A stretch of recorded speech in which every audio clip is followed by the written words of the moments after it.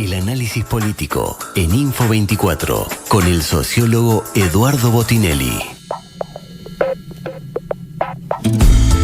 Bueno, lo anunciábamos como la última columna de este año de análisis político.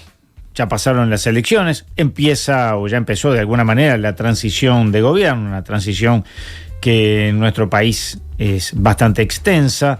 Hay ya algunas designaciones, pocas, pero las que están definidas son la del ministro de Economía, futuro ministro de Economía, el secretario de la Presidencia y el prosecretario también de la Presidencia. Eduardo Botinelli, muy buenos días. Hola. Tenemos a Eduardo Botinelli allí, no lo estamos escuchando. Hola. Ahora sí. ¿Cómo estás, Eduardo? ¿Cómo estás, Álvaro? Muy bien, por suerte. Bien. Aquí viendo de hacer un cierre del año. Bueno, sí, por lo menos hasta donde se ha avanzado, digamos, en esta transición que es larga, efectivamente, pero que también sirve para justamente tomar tiempos a decisiones, para ir realizando una transición que en principio apareció en buenos términos. Hay que ver cómo sigue esto hacia adelante, cuánto efectivamente de transición termina teniendo en términos de, justamente, traspaso de toda la información necesaria para un nuevo gobierno, pero efectivamente son más de 3 meses desde que termina la elección hasta que asume el nuevo presidente, y en el medio se van dando algunos movimientos. Unos que empezaron antes de las elecciones y otros que se dieron rápidamente a la espera de otras decisiones que el presidente electo Yamandu Orsi va a realizar seguramente en las próximas semanas, digamos, por las propias fechas que él estableció, por lo menos en términos genéricos. Se sabría un poco el gabinete de aquí a una semana, tal vez poco más de una semana. Sí. Entonces, lo primero es que lo que sí designó o fue anunciando, claramente tiene algunas señales claras. Una es la de Gabriel Odone como ministro de Economía, que la realizó antes de la elección de octubre, es decir, fue la primera designación, y que tenía primero una señal que tenía que ver con algunos movimientos que había habido a nivel internacional. También que Delgado había nombrado a su posible ministro de Economía. Entonces, de un lado, la competencia interna, digamos, desde el punto de vista de la competencia electoral, y por otro lado, dar una señal hacia el exterior de cuál sería un rumbo, por lo menos macroeconómico, de un próximo gobierno del Frente Amplio, que terminó siendo quien gana la elección. También una señal hacia lo que es el empresariado nacional, en la misma dirección, ¿no? Es decir, bueno, cuál es la línea que se iba a llevar adelante, y también una designación que tuvo una señal clara hacia la interna del Frente Amplio, no solamente sobre la política económica a llevar adelante, sino también una señal que tiene que ver con quién tomaba la decisión, ¿no? Es decir, en este caso era claro que el candidato presidencial tomaba la decisión de, en caso de ganar, como terminó sucediendo, iba a tener un rol absolutamente protagónico las decisiones del propio presidente. Y en esa línea siguió los siguientes cargos que designó, porque en definitiva lo que termina nombrando en términos de designación hacia el próximo gobierno son su entorno más cercano en varios sentidos. Primero, desde la propia presidencia de la República. Es decir, bueno, el secretario de Presidencia y prosecretario de Presidencia. Ahí lo que tenemos claramente es que está la cercanía desde el punto de vista de funcionamiento de gobierno. También está la designación en el caso de tanto de Odone, pero sobre todo de el Pacha Sánchez y de Jorge Díaz, también de confianza personal. De cercanía personal. ¿Allí en Sánchez y Díaz está lo político y lo técnico?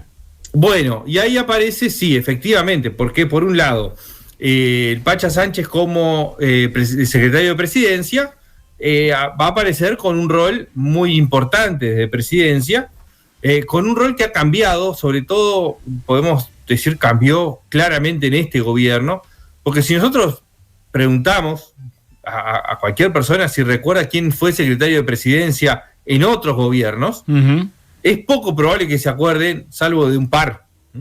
Claro.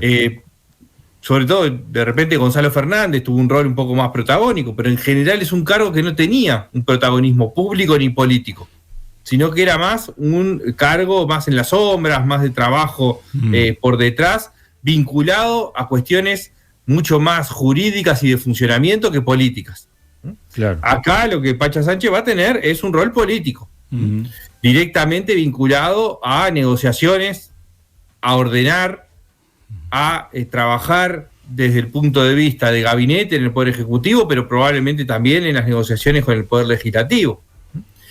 Lo de Díaz aparece más vinculado a esa cuestión entre lo técnico y lo político, ¿no? Un abogado que, por un lado, tiene lo personal, por haber sido abogado de Orsi cuando la denuncia falsa en febrero, pero también por lo técnico, por haber sido fiscal de corte, por ser abogado, por haber seguido en actividad, y lo político también, sin duda, ha estado con cierta cercanía. Entonces, claramente estos primeros nombres tienen un tinte personal y también mensajes claros de las formas de funcionamiento y de los roles que van a tener la presidencia como gran tomador de decisiones, no pensado como un poder ejecutivo o un frente amplio, sino pensado muy en un rol de una toma de posición con un rol importante de presidencia de la República, no solamente en la figura de Yamandu Orsi, sino también en la figura de el Pacha Sánchez. Allí el MPP jugando un rol fuerte de posicionamiento, entonces. Bueno, sí, sin dudas, lo que hay que ver ahora, que es lo que se viene, es bueno. Claramente sí, el MPP, la figura quien encabezaba la lista del Senado y el candidato presidencial van a estar uno al lado del otro en presidencia de la República, ¿no? No es nada menor. Claro. Lo otro es cómo se termina conformando el gabinete, porque ahí pueden usarse distintas estrategias para el armado. Hay una lógica que podemos llamar como de lógica cruzada, y otra es más de una lógica de delegar. ¿Qué significa esto? ¿O cómo lo podemos ejemplificar? Bueno, hay 3 grandes cargos en los ministerios, ¿no? Es decir, bueno, el ministro, el subsecretario y dirección general. Esos 3 cargos pueden ser todos para un mismo sector o de un mismo sector, o pueden cruzarse sectores, ¿no? Es decir, bueno, el cargo de ministro, ministra para un sector, de subsecretario, subsecretaria para otro, o la dirección general para otro. Por ejemplo, este gobierno de la calle Pou usó mucho el mecanismo cruzado, es decir, no eran ministerios de un partido, sino que cruzaba distintos sectores. Incluso lo hizo adentro del Partido Nacional, es decir, cuando un ministerio tocaba alguna figura de un sector que no fuera aire fresco, había alguna figura de aire fresco en alguno de esos 3 lugares. Claro. Entonces, ese es un primer punto, cómo termina diagramándose los ministerios en ese sentido. Lo otro es varios equilibrios que va a tener que tomar Orsi y la decisión con los distintos sectores del Frente Amplio, porque por un lado está el equilibrio entre lo personal del presidente, por otro lado los pesos políticos de los sectores, por otro lado aparece la paridad de género como un lugar a alcanzar, por lo menos aproximarse. Eso ha cambiado un poquito el discurso, porque va a haber un gabinete paritario y después va a tender a ser paritario, pero bueno, ese es otro punto clave que se arma. Y después, ¿cuál es el rol del MPP en cantidad? Porque, digamos, esto que decías, en calidad, es claro que hay un rol central desde presidencia, de secretaría de presidencia, en la bancada de diputados, que va a ser muy importante, en la bancada del Senado, pero ahí la gran disputa que aparece para el armado tiene que ver con qué criterio se puede terminar diseñando sin que queden afectaciones importantes en el relacionamiento entre los distintos grupos, ¿no? Porque ahí es donde se juega también gran parte de lo que va a ser el tránsito del Frente Amplio en el gobierno, no solamente por la necesidad de buscar votos en la Cámara de Diputados, sino también cómo armoniza el funcionamiento interno, tanto en el Senado como en diputados. Y una parte importante de eso tiene que ver con cómo se arma el gabinete, que además tiene otra consecuencia lateral, si se quiere, y es cómo a partir de designaciones en el Poder Ejecutivo puede afectarse la distribución de los cargos. De las bancadas.